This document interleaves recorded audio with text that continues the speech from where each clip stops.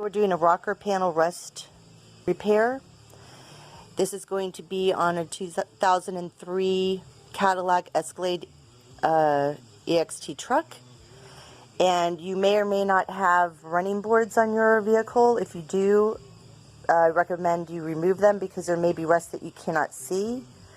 We're going to show you the tools and everything to do that in a minute. But basically, this is the area we're going to be focusing on today. These are all the materials you're going to need to do this repair. Starting with the basic hand tools that we're going to use to take the running board off, which you may not have a running board, so it might not even be an issue, but it's still pretty basic with bolt removal. You're going to definitely need a grinder. You're going to need some kind of face mask or respirator and safety glasses for the sanding. You want either Krud Kutter or Naval Jelly. I am using the Rust-Oleum Rust Reformer, which is basically a primer with a rust inhibitor. You're going to want a dry clean cloth for wiping off dust. You're going to want to have some kind of body patch or fiber. You're going to want a can of Bondo glass, which is a fiberglass filler. You're going to want glass or a piece of cardboard. And you're going to want applicators. Different sizes are preferable. And then you're going to also want the Bondo body filler. And then you're going to want assorted sandpaper. The grit has to at least start from 80. 60 would be even better. And then you're going to want a basic primer for when you're finished, before you paint. I'm under the running board right now, and I'm going to show you, there's little brackets that run up and down the running board. And each bracket has two areas. There's one, there's the other one where bolts go in. So this is where you're going to use the 10mm to remove these bolts, okay? And this is also why I'm using a jack at the bottom down there to hold up the one end so that it doesn't fall on you. And this might be a job that you want to ask somebody for help. It's never, you know, a bad idea to be safe. So that's all 10mm. And then when you get up here to the end, there is going to be one that is going to come off with a 13mm. And then again, at the other end, there's going to be one screw, and that's why you need to have the apex with the Phillips head.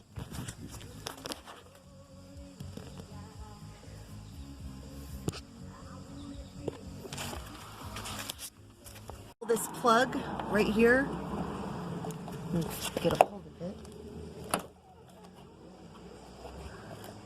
Okay. Okay, I'm going to pull on this plug right here and release the running board.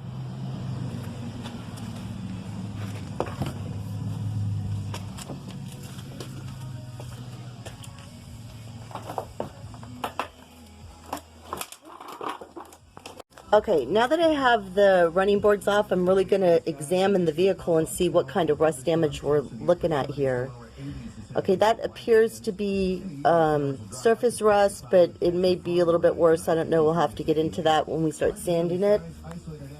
Okay, so this is my rocker panel. You can see it's got some severe damage there. I mean, it's rusted all the way through. And that's from all the salt and sand up here in Maine on the roads. That's about 3 years worth of damage. But let's look underneath. And this is the reason why you want to take your running boards off. Because you can see under here, we're already starting to get some rust here. Then also if you look under here on the brackets are getting rusted. And there's, you know, visible rust on other parts underneath the vehicle. So we'll be able to treat those while we're doing this repair. Okay? Okay, now let's check out the front. It actually looks pretty good. There's some rust here that I'm going to treat just because it's exposed right now, so it's a good time to do that. And again, you know, this is part of what the running board was covering. And I'm definitely going to want to do something with this, you know, while we're doing this repair. We'll definitely be addressing this. Okay? But it just mostly looks like surface rust, but still, you know, may as well. Okay? Aside from that, everything else looks pretty good. So just do a thorough inspection just to kind of gauge where you need to start and what all you need to do. Okay? We're going to be grinding, so I've gone and put my safety glasses on and my mask just to be careful. Now know that with a grinder, this grinder, which is a Hyper Tough from Walmart, it goes in a clockwise direction. Now this is important because when you're grinding, the sparks are going to fly to the right. So keep that in mind because you don't want to shoot it on somebody or on anything, so you know which direction they're going to be flying. You want to go ahead and turn it on and be very delicate and light with the touch initially just to get a feel for it. Okay, because every angle is going to be a little different. So you just switch it on like this.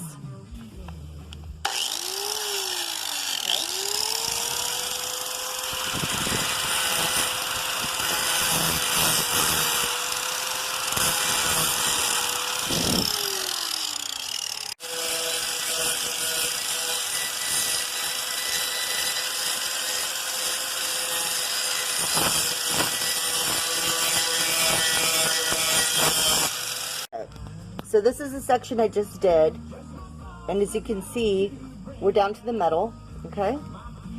And then we can evaluate it a little bit more and see how deep the rust is actually going right here. And don't be afraid, you're definitely going to take off paint doing this.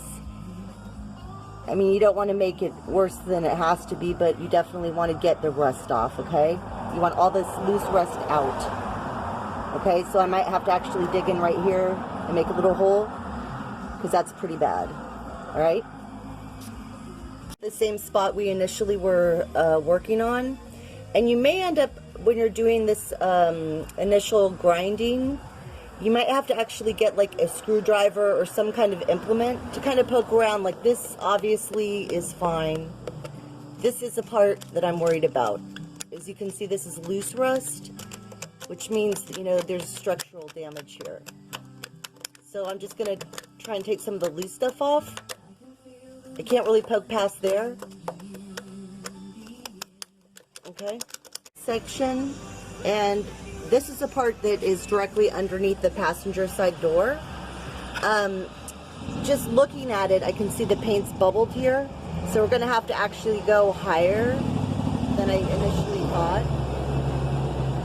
And we're probably going to have to take some of this molding off, or at least hold it up so we can get up into this section right here.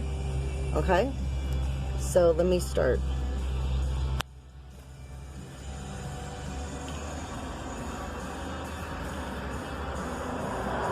This is going to hit you.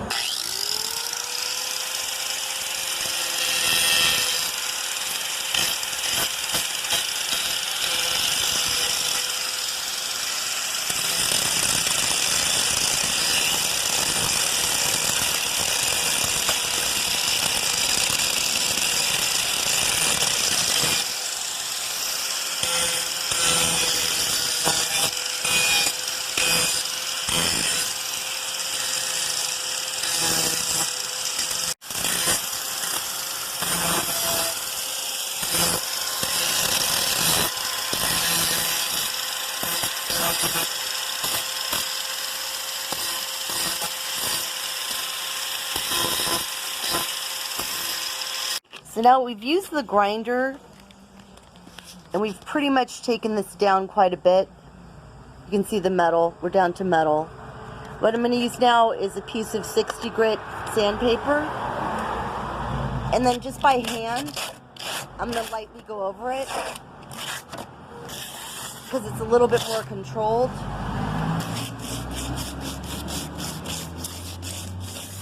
Just kind of get all the loose stuff off.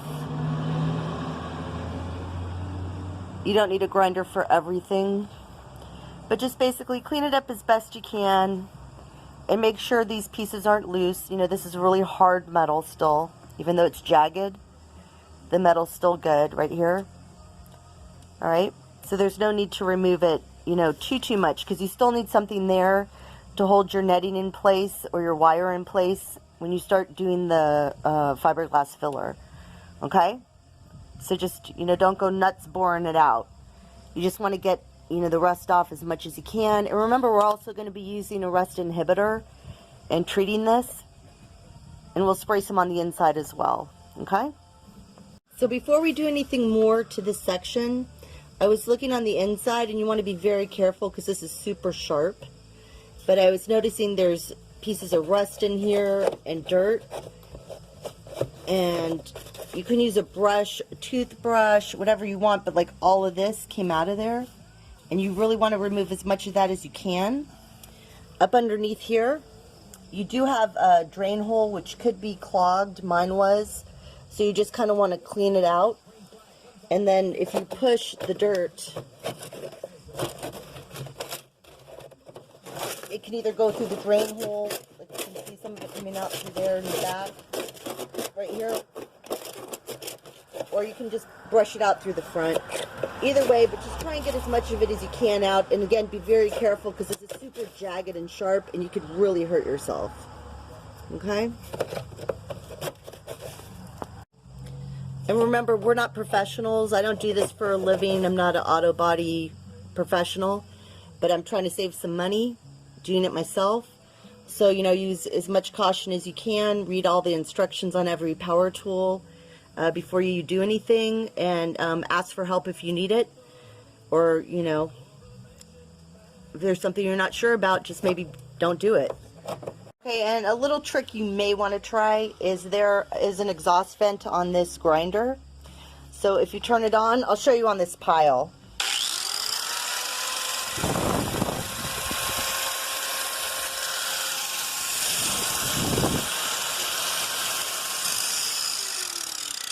You could use it to blow in here if you want. Just be careful again and wear your glasses and your mask. But again, that's a good idea if you do not have an air compressor or a vacuum with attachments. That's another option if you're, trying to do it on the cheap. Now I'm going to take my clean, dry cloth, and I'm going to just gently wipe down any excess dust. Okay? It doesn't have to be super great. Just kind of get that off. Okay, then I'm going to use this crud cutter, and you can also use navel jelly. Now this doesn't actually come on it. The bottle recommends that you pour it into a bowl and use a paintbrush to apply it, but I want to be able to get it into all these little nooks and crannies, so I went ahead and took a spray head off another product and put it on here so I can just spray it on.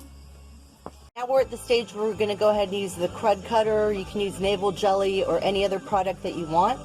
Please read all the instructions, the warnings and precautions. I'm going to wear gloves, a mask, and goggles. This is corrosive. Definitely read all the instructions prior to use, no matter which product you end up using, okay?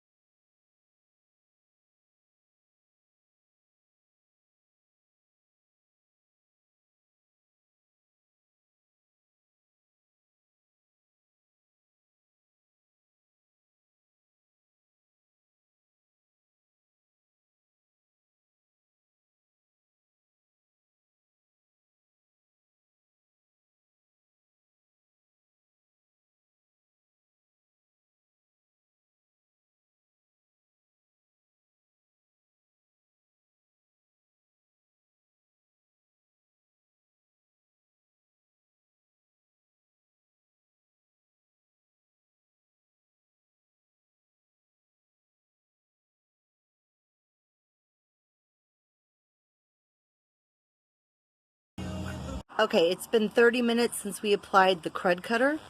So what I've done is taped off just, it doesn't have to be perfect, just, roughly taped off the area that I'm going to be spraying next.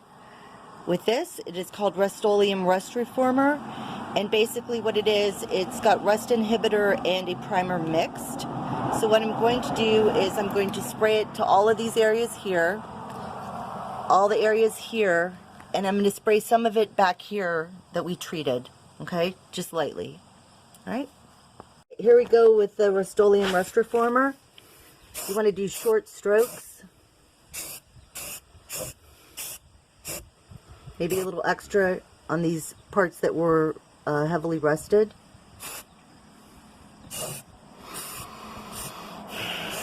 And make sure you really get it inside this area that we clean the debris out of. You just want to make sure you kind of get it in there kind of heavy, because we don't want to repeat of the same problem. Okay.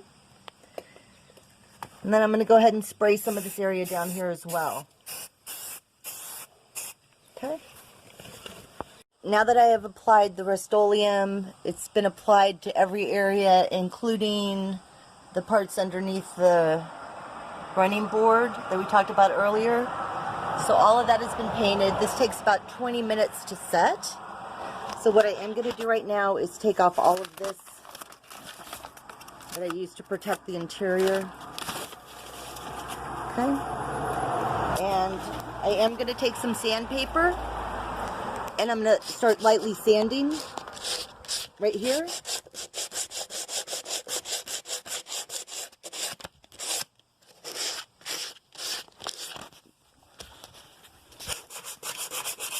Until I get it back down to metal. That way when we apply our next coat, which is going to be the fiberglass filler, that it will adhere to the surface. Okay? Because per the instructions it says there shouldn't be any paint or primer. Now that the Rust-Oleum primer is dried on the inside, and the reason we spray it on here is because all these little tiny pieces in here and on the inside, we really want to coat it so that we don't have the rust come back too quickly. Okay, but now anything on this outer part, we're going to be attaching the fiberglass. It has to have a metal area to bond to, so we have to go ahead and grind this back down to the metal, which is what I'm going to do right now with the grinder.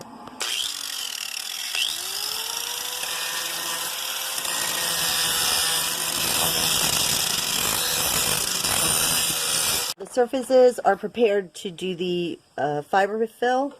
So as you can see, looking close up, there's still the Rust-Oleum rust inhibitor got on the inside part where we wanted it, but we're down to metal around here, which is where the filler will be adhering to. Now on the side here, I didn't sand it all because it can be primed, because I'm not doing any kind of filler on that area. Alright, so that's just going to help prohibit the rust, but it won't interfere with any kind of filler. Right here, on this up part, we did want to leave primer there because that is going to be painted, but there's not going to be any fiber filler on that area. And then this one we sprayed because you want it to go on the inside, okay, the inside of the rocker panel. Okay. Here is what the frame looks like, and it has been primed with the Rust-Oleum with the rust prohibitor. Okay, this is what we're using for the next step. It's the Bondo self-adhesive body patch. It comes in a sheet like this. It's like metal, and the other side is adhesive, which is not very strong adhesive, so do not rely on it. You're also going to need a pair of scissors so you can cut it to the right shape. Okay, so over here I'm not going to add any kind of patch because this is small enough I can just put the filler in it. But this part here is definitely going to need something. So basically what you want to do is see kind of where you need it to be. Okay, I'm going to cut right here. I'm going to cut this off. And I have seen people put it on the outside, but I don't agree with that because then you're just making additional buildup, which is ridiculous. So what you're going to do is slide the piece in, adhesive side out, so you can get it to adhere to the metal.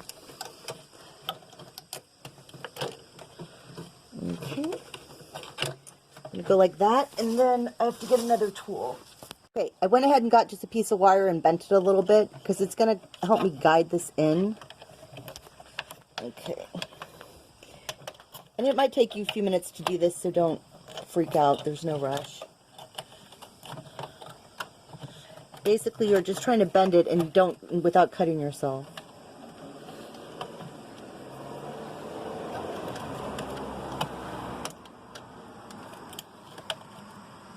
Like that. I'll push it in a little bit more later.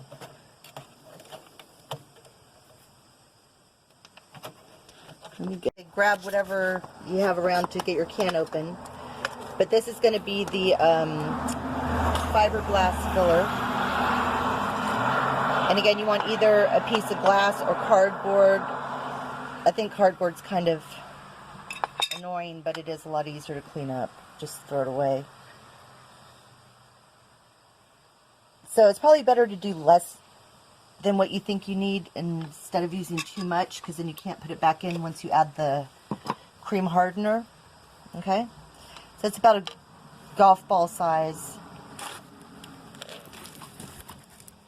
And then I'm going to add some hardener to it.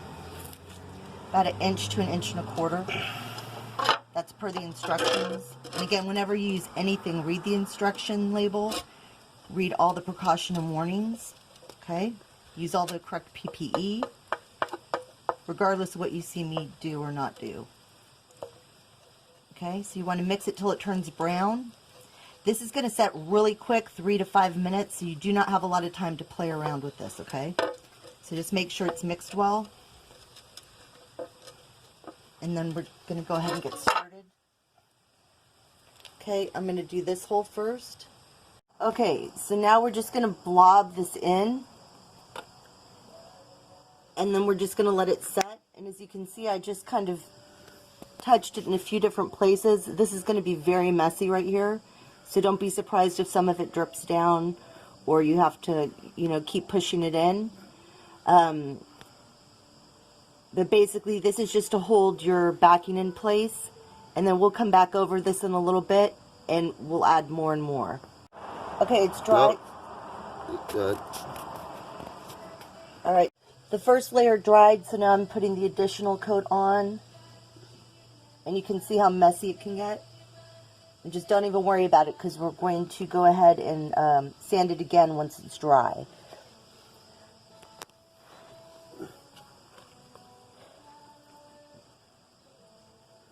Okay. And remember, your fiberglass layer is your waterproof layer, so you want to make sure all the holes are covered. It's not pretty now, but it will be later.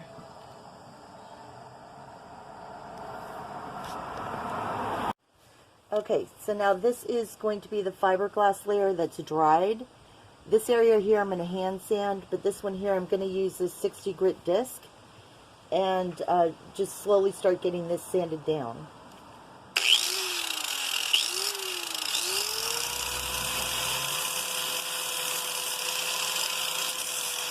So this is after the initial sand over the fiberglass with the 80 grit disc.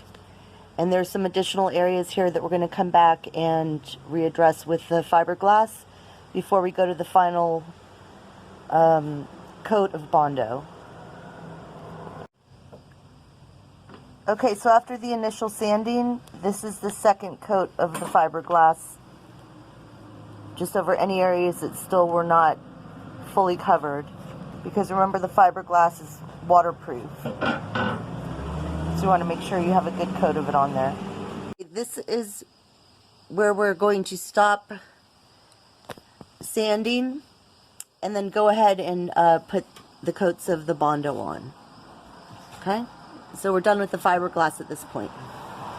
Finishing the first coat of Bondo,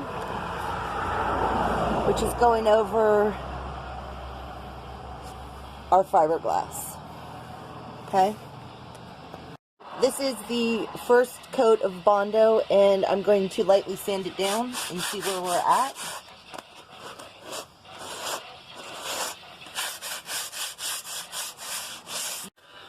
Alright, I've taped off my area, And I'm going to use this Rust-Oleum primer. It's a 2-in-1 filler and sandable primer. It also stops rust, so I'm going to go ahead and do that, and then we'll see where we're at when we're done.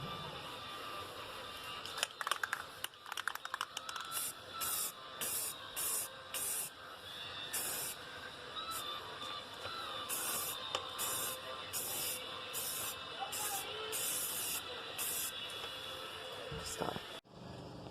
This is how it looks with the primer I just applied. Okay, we're going to let it dry, and then we'll come back and see how it looks and see if you want to do anything else with it. All right?